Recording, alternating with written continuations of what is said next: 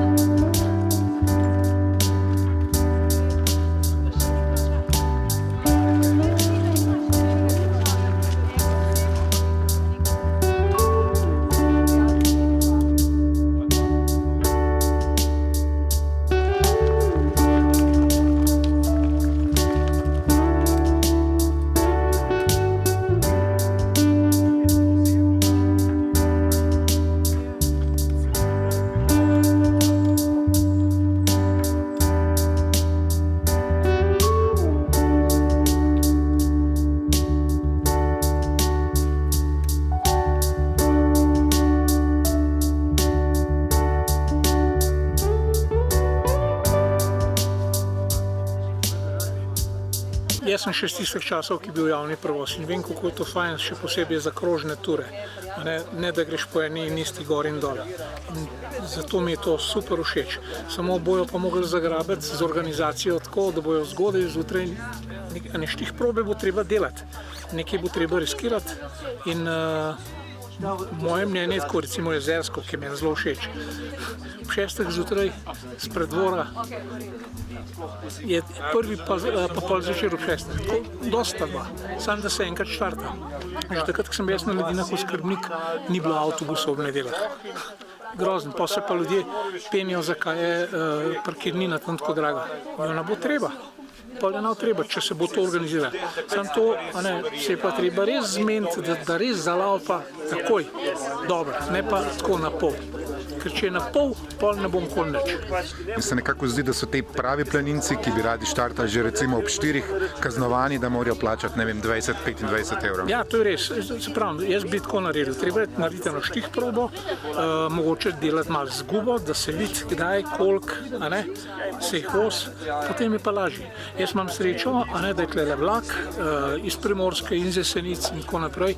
In zakaj sem jaz to naredil? Tudi zato, da Blejska pa Bohinjska kotlina ni zabasana z avti, da se ljudje lepo pripeljejo in malo lažje tudi jaz kombiniram s hrano, s pijačo, ki vem, kdaj imajo vlake pa te stvari.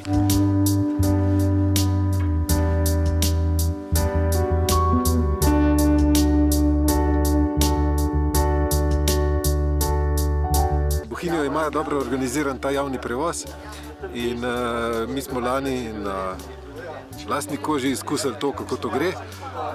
Pripeljali smo se v soboto zjutraj v apartma v Bohinjski Bistrici in bili cel teden in šele v nedeljo zvečer naslednji teden prižgali avto, ko smo se peljali domov.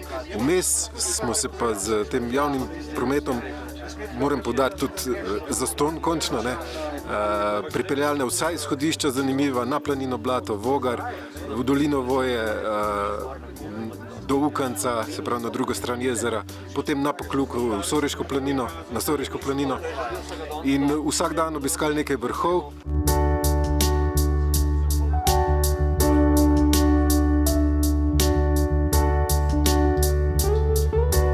Najmanj, kar je Črna prst pa Lisec, to je balkon Bohinja, to je najlepši razglednik. Krožno pot naredimo takole. Potem je proti Voglu, naprej proti Komju ali pa proti Sorški planini. Jaz priporočam, zmeraj imam tudi svoj prospekt, tako da grejo z vlakom, oziroma pridejo do Bohinjske Bistrice mogoče tudi z avtom, ampak pa ne grejo z vlakom v Podbrdo, pa s Podbrda čez, pa dol. V nedeljah so vlaki kar polni, to se pravi, da ni tako slabo. A pa mogoče z gondole gor na Vogo in potem da vas... Sem pa jaz nasprotni gondole, ker so predragi. 24 evrov, ne grejo raje na južno dol nekam v Bohinj. Jaz tem rečem, do Rodice pa dol peš, pa nekaj povejte, ne pa tisti predragoje. Običajna slovenska planinska pot obkroži Bohinj pravzaprav, ne, ker s Triglava se stopi do Sedmerih jezer, potem se spusti do Trente, dvigne na Jalovec in pol po ovinku čez Krn pride tukaj čez Rodico in do Črne prsti in naprej. Glede na to pa, da je v razširjeni slovenski planinski poti prvenstveno območja, ki niso zajeta v slovensko planinsko pot, jih na tem območju ni veliko, ne? Tako da razen torej Orožnove koče, ki je nov cilj, je mogoče nad Pokljuko zanimivo obiskati Debelo peč, to je najvzhodnejši tisočak Julijskih Alp, ta je v tej, potem je Rjavina, mogoče tudi relativno blizu, ki jo lahko z Rudnega polja obiščemo, pa Ratitovec je seveda tudi torej do Soreške planine, če gremo iz Bohinja z tem avtobusom, se lahko levo, desno se povzpnemo na te vrhove nad Soreško planino, Možic, Lajnar, Slatnik in tako naprej. Na levi strani je pa Ratitovec. No, to so najbližje 3 točke, ki so opisane v tej razširjeni slovenski planinski poti.